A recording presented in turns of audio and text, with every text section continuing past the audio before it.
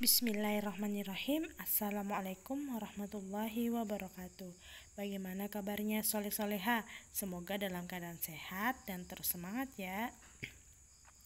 Oke, kembali lagi kita belajar matematika. Kali ini kita akan membahas tentang pengelolaan data. Nah, sebelum lanjut belajar, baiknya kita berdoa terlebih dahulu. Ustazah pimpin doanya. A'udzubillahi minasyaitonirrajim. Bismillahirrahmanirrahim. Raditu billahi rabba wa bil islami dina wa bi muhammadin nabiyya wa rasula. Rabbi zidni ilman warzuqni fahman. Shadaqallahul azim. Semoga dengan kita berdoa Allah memudahkan setiap langkah-langkah pembelajaran kita. Lanjut ke tujuan pembelajaran. Tujuan pembelajaran pagi hari ini adalah menjelaskan dan mengumpulkan data dari peserta didik dan lingkungan yang disajikan dalam bentuk tabel. Coba kita lihat. Yang akan kita bahas pertama yaitu mengelola data. Pernahkah kamu melakukan kegiatan pengumpulan data? Atau kalian sudah tahu apa sih itu data? Oke, kita bahas. Data merupakan catatan informasi yang diperoleh berdasarkan fakta. Sumber data dapat diperoleh secara langsung atau dari sumber yang sudah ada. Data yang diperoleh secara langsung dapat berupa data hasil wawancara dengan narasumber. Data juga dapat diperoleh dari hasil pengisian kuesioner atau angket. Data dari sumber yang sudah ada, misalnya laporan keuangan, data absensi, atau data hasil sensus penduduk yang telah dilakukan oleh Badan Pusat Statistik atau BPS. Wawancara dengan narasumber dilakukan secara langsung ya. Nah, kalau kita mengumpulkan data, pernah tidak kalian mengalami misalkan di kelas waktu pembelajaran offline melakukan seperti ini? Ya, saat pemilihan ketua kelas dulu ya, setiap siswa mengisi nama calon ketua kelas pilihan masing-masing pada selembar kertas. Setelah itu, kertas dikumpulkan dan dilakukan penghitungan suara untuk setiap calon ketua kelas. Hasil perolehan suara ditulis di papan tulis dalam bentuk seperti gambar di bawah ini ya. Untuk memudahkan mengetahui calon ketua kelas yang paling banyak dipilih. Nah, ini adalah kita mengumpulkan data. Kita pernah melakukan ini ya. Nah, kalau pembahasan kedua yaitu menyajikan data dalam bentuk tabel. Data yang disajikan dalam bentuk tabel atau diagram dapat mempermudah kita dalam membaca dan menafsirkan data tersebut. Kita lihat contohnya. Data nilai ulangan matematika 15 siswa adalah sebagai berikut. Ada nilainya 7, 6, 8, 8, 7, 9, 6, 9, 8, 7, 6, 7, 8, 7, 7. Nah, itu adalah nilai dari 15 siswa. Kita lihat contohnya. Soalnya tadi itu ya, data nilai ulangan matematika 15 siswa adalah sebagai berikut. Itu tadi nilainya, ada yang dapat 7, ada yang dapat 6, ada yang 8, ada yang dapat 9, ada yang dapat 6. Nah, langkah-langkah yang menyajikan data tersebut ke dalam bentuk tabel adalah sebagai berikut.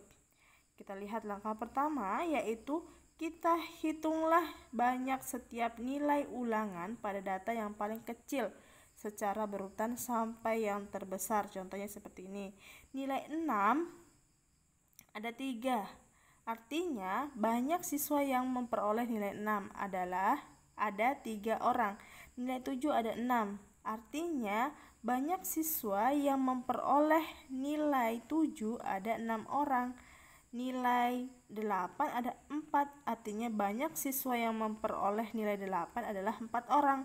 Dan nilai 9 ada 2. Artinya banyak siswa yang memperoleh nilai 9 ada 2 orang. Nah, ini kita lihat, ini kita bisa hitung ya. Ini 7-nya, misalkan 7 1 2 3 4 5. Nah, ada 5, ada 6. Ada 6, 7. Jadi Di sini nilai 7-nya ada 6 ya. Seperti itu cara menghitungnya ya. 6-nya ada berapa? 1, 2. Nah, kita itu bisa lihat dengan cara seperti itu. Oke?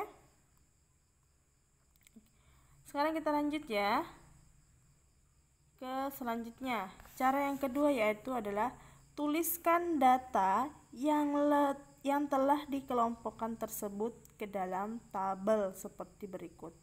Nah, tadi kita sudah urutkan, sekarang kita bisa masukkan nilainya. Nilainya ada 6, ada 7, ada 8, ada 9.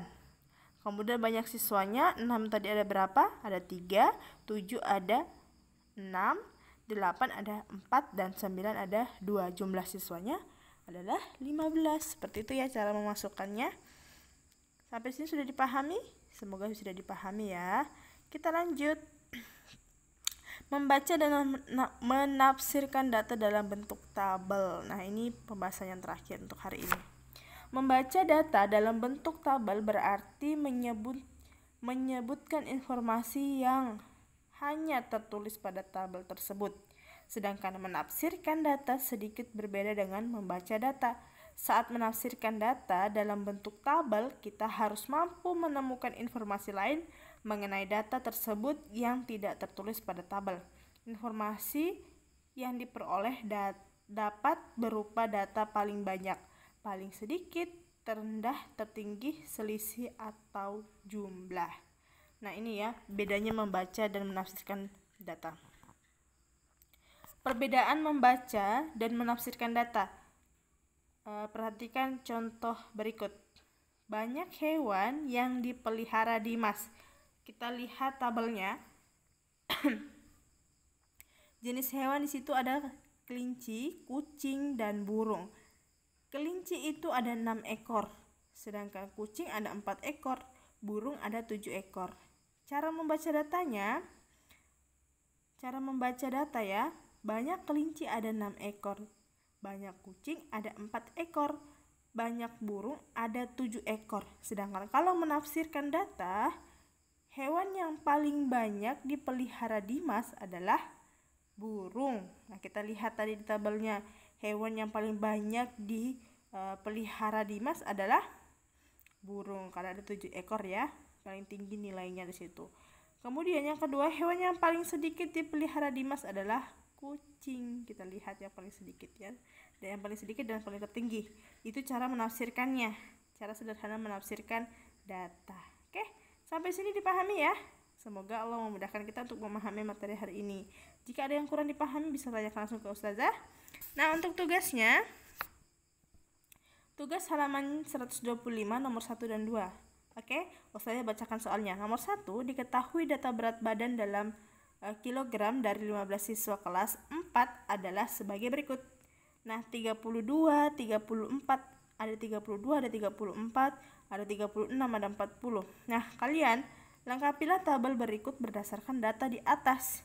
Coba kalian lihat, ada berapa sih siswa yang berberat badan 32 dan ada berapa siswa yang berberat badan 34.